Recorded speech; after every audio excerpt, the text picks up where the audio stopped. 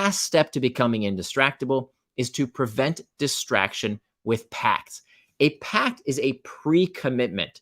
The first recorded case of one of these pre-commitments comes to us from the story of Ulysses in the Odyssey. Now, Ulysses is this Greek hero 2,500 years ago. He sails his ship past the Sirens' Island. Now, the Sirens are these magical creatures who sing this song that any sailor hears and will decide to crash his ship onto the shore of the Sirens' Island and dies. Now, Ulysses knows about this threat, and so he makes a pre-commitment. He plans in advance. He tells his crew to put beeswax in their ears so they can't hear the siren song.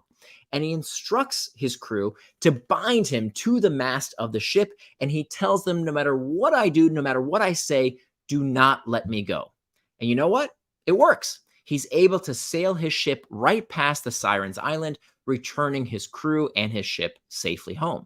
So why am I telling you this story? Well, in this story, you are Ulysses. There's lots of distracting stuff out there. And of course, that could be you there on the shore of the Sirens' Island as well, if you don't plan ahead, if you don't make one of these pre-commitments. How do we make a pre-commitment? We don't need to stuff beeswax in our ears. We don't need to bind ourselves to the mast of a ship, but we can take steps today to prevent getting distracted tomorrow. For example, we can use tech to block out distracting tech.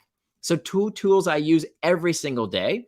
On the right-hand side, you'll see this app for your desktop called Cold Turkey, totally free, and it will block out certain websites anytime you set. So you know what? As the last line of defense, as the firewall against distraction, when I have my working hours, I don't want to check email when I'm supposed to be writing. I don't want to go look at the news or do whatever. So I put those distracting websites in this free technology that will block those websites during certain hours. Another wonderful app that I use, it's so simple, my daughter uses it all the time as well. It's called the Forest app. Forest works like this. You dial in how much focused work time you want. You hit a button. It plants that cute little virtual tree. You see that virtual tree on the left-hand side? And if you pick up your phone and do anything with it during that period of time, that cute little virtual tree gets cut down. And you don't want to be a virtual tree murderer. So it's enough of a reminder to say, nope, that's not what I want to do right now. I want to stay focused on the task at hand. You can also get a focus friend. One of the most underrated techniques is to call a buddy and say, hey, look, I've got this big project to work on. I want to make sure that I stay focused on it. Hey, let's co-work. Let's sit side by side or at a coffee shop or in the company canteen and make sure that we stay on task. If you're working from home, no problem. Technology to the rescue.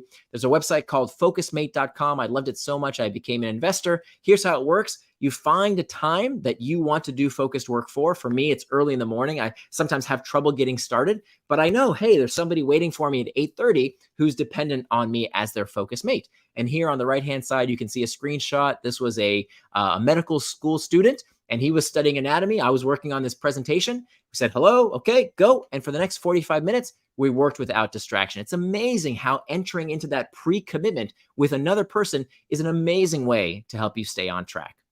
Now,